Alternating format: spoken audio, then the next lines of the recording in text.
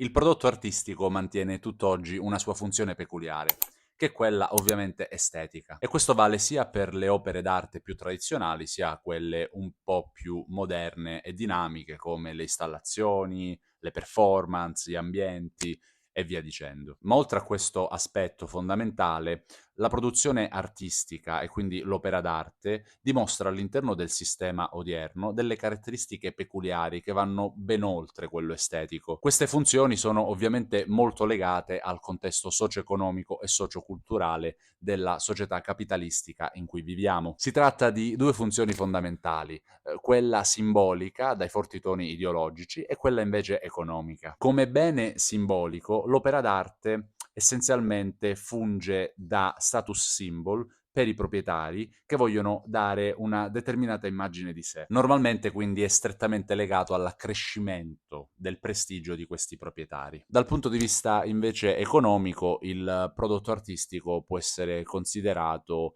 secondo varie prospettive, magari come valore di scambio o come bene di rifugio o come investimento e molto spesso anche come valore speculativo. E dal punto di vista economico il prodotto artistico è un elemento un po' particolare. Per un economista classico come David Ricardo, ma anche per Marx stesso, il valore di scambio di un prodotto è dato dal valore del lavoro in esso incorporato. Quindi, per farla semplice, un'opera prodotta in una settimana dovrebbe valere di meno di un'opera prodotta all'interno di un mese, perché si è lavorato di più nel caso della seconda. Per l'opera d'arte, ovviamente, un discorso del genere non starebbe in piedi. Infatti, le opere d'arte rappresentano un po' un'eccezione a causa della loro rarità e irriproducibilità. Infatti, abbiamo una offerta molto ma molto limitata che nel caso di alcune opere d'arte può andare proprio a sfiorare l'unicità. Il valore di queste rarità e il livello del loro prezzo è dato soprattutto infatti dal grado di desiderio e dal potere d'acquisto degli acquirenti. Infatti, secondo Marx, si potrebbe parlare proprio di prezzo di monopolio. Sarebbe infatti forse più semplice considerare l'opera d'arte, quindi la sua rarità,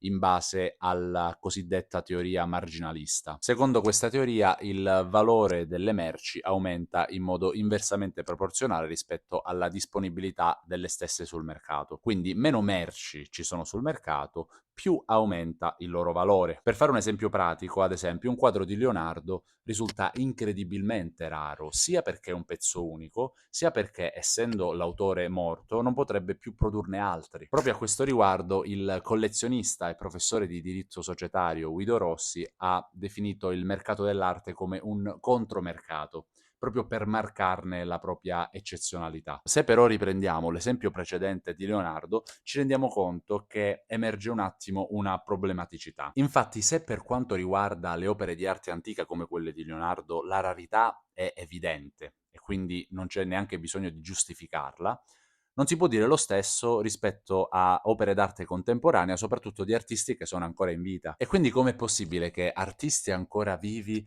raggiungano quotazioni così alte? Beh, qui è dove entrano in gioco le strategie imprenditoriali e di marketing, di cui abbiamo parlato anche nel video su Ruel. Infatti la rarità all'interno del sistema attuale dell'arte contemporanea è creata artificialmente attraverso strategie monopolistiche e oligopolistiche. Per questo video mi sembra che abbiamo messo anche troppa carne sulla brace. Approfondiremo queste strategie artificialmente create dagli imprenditori all'interno del mercato dell'arte contemporanea nel prossimo video. Fatemi sapere le vostre opinioni in modo tale anche che possano rimanere qui sotto nella sezione commenti e quindi aiutare anche gli altri. Se il video vi è piaciuto, mi raccomando, mettete mi piace e iscrivetevi al canale in modo tale che vi arrivino anche le notifiche dei prossimi video usciti. Inoltre è un piccolo gesto per supportare il canale che non costa davvero nulla, soltanto un click. Noi ci vediamo sempre qui con il prossimo video su etica artistica.